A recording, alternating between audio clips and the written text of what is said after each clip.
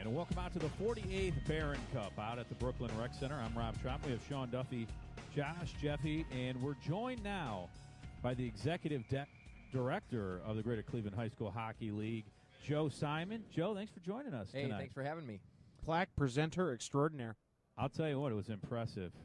Give Amherst the White North as they were the champions this year. Talk a little bit about the Barron Cup now. Underway, it's the first night. And your week probably just begins to get hectic, right? We're just beginning. This is game number 2. We've got 21 on the slate. So we started at 4:30 today with Avon Lake playing Twinsburg. And, it's been a marathon season so far, and it's really going to come down to this final week. So things are kicking off with the Barron Cup is actually 3 separate tournaments. We have Barron Cup 3, which goes on Monday through Thursday. Barron Cup 2 takes place Monday and Tuesday, and then Barron Cup 1 starts Wednesday and Thursday.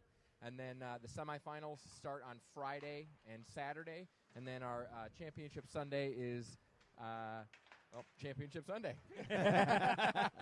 Well said. I mean, It's perfect.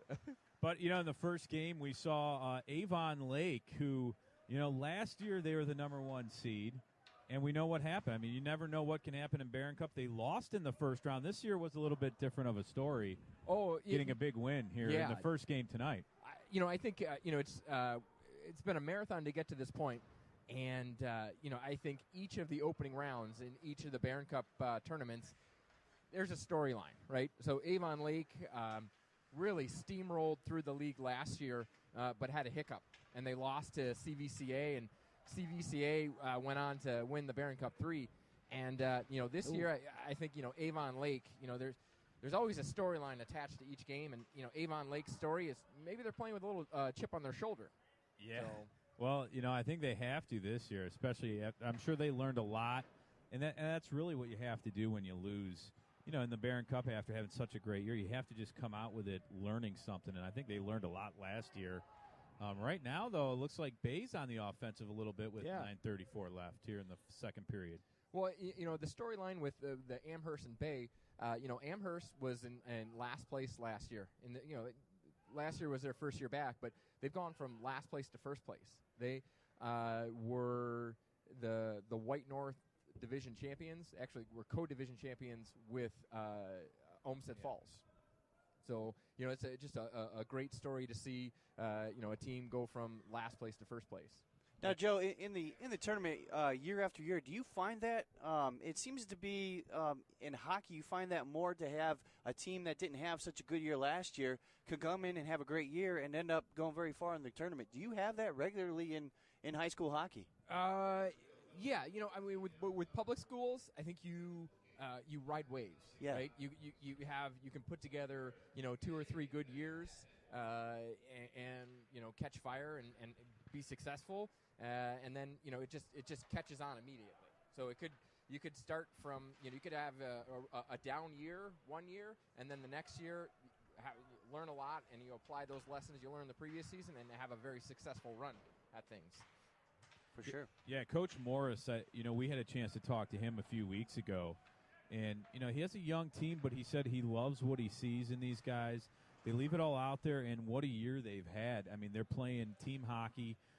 He said with any high school team, you're going to have ups and downs. You're dealing with a lot of high school athletes that are young. You have to make sure their confidence, stays positive. And, I mean, unbelievable season. I mean, 9-1 for Amherst in league play this year. And, only in their second full season back now. Yeah. No, a lot of these kids, they've grown up playing together. So they've been all through elementary school, middle school, playing youth hockey together. So when they get to the high school, it's a culmination. And you've got, you can put together 3 or 4 years together. And if you have a good group of individuals, it's going to be a memorable experience for the team. And you look in that Barron Cup 3 bracket, you have Lakewood, who's the number 2 seed, another good year for Lakewood. They're going to take on number 3 Nordonia. They're on the same side as Avon Lake that came off a big win versus Twinsburg. Yeah, I think, Lakewood and Brooklyn, they were just, boat racing to the finish line. Yeah. So, they have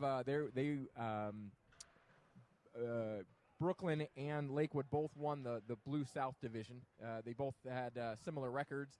However, Brooklyn edged them in the tiebreaker, got the number 1 seed. But that matchup, Brooklyn played Nordonia last year in the opening round, so they flipped really. So Lakewood was facing off against Mayfield. Now they've flipped that, and it should be both games should be a good matchup. Yeah, Brooklyn, the number 1 seed, takes on number 4 Mayfield. That's going to be a great game tomorrow at 4:30. Yeah, no, I think Brooklyn is they can score a lot of goals, so we're hopefully seeing a lot of offense on Tuesday from them. Yeah, it seems like this year. I mean, Sean got to see them. I did up close and personal, and they spent a lot of time in the other team zone. I mean, it was at one point I thought that they were just going to set up Brooklyn camp has put together 2 very good years. Yes, very good. Yes, absolutely. So I think they won their division last year, and so back-to-back champs this year. Yeah, it's good to see. Looks like Coach Kelber's scouting. The local celebrities are coming out as Coach Kelber. He's got is live here. Well, he heard that we were talking about Brooklyn, so he had to come in and see what we were actually saying. He wanted to make sure we were right. Yeah. I mean, as host of the tournaments, he's allowed to do that. When you certainly don't want to forget about that the Thursday night matchup when Normandy and Aurora take place. Those are 2 very strong teams in the Blue North. Those are 2 teams that you should keep an eye on. Aurora came in and they went to the Barron Cup Finals last year and lost to CVCA. So again, the storyline there is they might be playing with a chip on their shoulder as well. So. Yeah, Lakewood had an 11-1 league record. You had Nordonia at 8-4, and Mayfield at 6-6, all in league play. But how about the goals by Brooklyn and Lakewood? 85 goals by Brooklyn and 84 for Lakewood. I mean, that's you know what? And the impressive. tiebreaker came down, I think, to just a couple of goals. So it's a game of inches, right? Oh man, I mean that would be brutal to lose by 1 goal in a tiebreaker. Yeah. And just to give everyone a heads up, the 6:24 mark in the second period, Amherst goes up 1-0. Oh, Amherst with a score. Yep. While you guys were talking, just want to give everyone an update. Yeah, thanks for just watching the game over here, guys. Joe, one of the things I want to ask you, and one of the things that I've always been curious is how much work actually goes into putting together a Barron Cup leading up to this week. I mean, obviously this week is everyone playing, and that's the actual tournament, but how much work beforehand are you and Ryan Kelber and the coaches and everybody doing for this particular tournament? Well, the tournament, shouldn't say this, right? It probably not that much, right? Not that much, I'm no. just kidding. No. So you're saying anyone could be executive director? Anybody can be executive director. That is correct. Anybody in theory. No, I think it's this is our 48th year doing it. Mm-hmm. We've seen a lot, and I think a lot of effort goes into the planning. But each of the tournaments, when you break it down, it's 7 games, and you just want to make sure that the games, the puck drops on time. If there's an overtime, you're giving the staff that's working the game a little breather, which delays the start of the next game. But we have just such great support from the city of Brooklyn and their recreation staff here, and great support from the schools. My job is easy because it's just coordinating details here and there. Well, I got to say, your job for this particular week is easy, or it seems easy, but the work that you do and your team does getting this website up and running, and the way that the information is there at like a snap of a finger, my hat's off to you, because this is a fantastic wealth of information, this site, and it just allows people to understand the ins and outs of hockey without maybe being able to travel out to a game. So definitely I want to kudos you on this website and how well it is, and you guys are continually making it better. Yeah, it's a bit of a two-headed monster. We the league operates one piece of it, and then we also utilize Sportability, which is just a great site to help us manage our stats and standings. So and a lot of the effort goes into the coaches who provide us with the information, right? Because they're the ones providing us with all the information. We're just out there to make it look pretty. No, the coaches, I mean, kudos to really the whole league and the teams and coaches. And we've had a lot of coaches come on this year. They've been great on our shows and give really great previews of their team, what they're going through really during the season. Coach Morris was great, a few weeks ago talking about how he grew up in Canada and played college hockey at Miami of Ohio. We didn't hold that against him, though. Yeah. We went to Bowling America's Green. top hat. Yeah. We could have, and believe me, I thought about it, but we didn't. And I want extra bonus points for that. But, all these coaches that come on, do such a great job. And, it's not easy, especially when you have practice at 9 or 10 at night. A lot of times they don't have practice, right after school. They have to wait till sometimes whenever they could get the rink, really. Well, yeah, and there are some teams that practice early in the morning. So they're practicing, from 6:30 to 7:30 and then, showering and then going to school. So, and Bay on a breakaway, and it was denied. Goalie got big there. Yeah, good save. And Bay, I'll tell you what, offensively has been a little bit more impressive here in the second period. They did give up a goal. It's 1-0 Amherst, but the Bay Rockets offensively have had some opportunities. That's what you're going to see here. Teams have put in a lot of effort, and February is all about peaking. So you're going to have, we've qualified, 24 teams. You're going to see their best effort this week. Yeah, they made some changes after that first period because Amherst offensively was in the Bay zone offensively quite a bit, but now Bay changing it up a little bit, and Amherst got that one big goal, which was huge. But give credit to Bay right now, offensively not giving up and trying to even it up here. Now in front of the net, an opportunity. A little bit of a turnover.